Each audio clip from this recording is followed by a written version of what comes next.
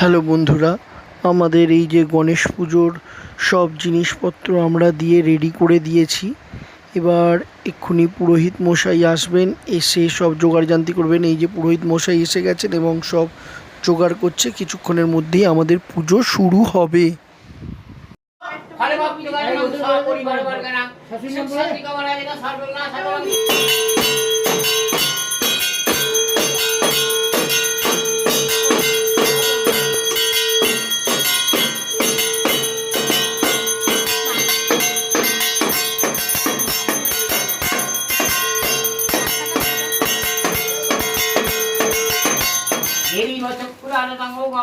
सभा ओम तद विष्णु परमं वरं सदा पश्यन्ति सूरय देवी चक्षुरानंदं ओम अग्नये सभा ओम तद विष्णु परमं।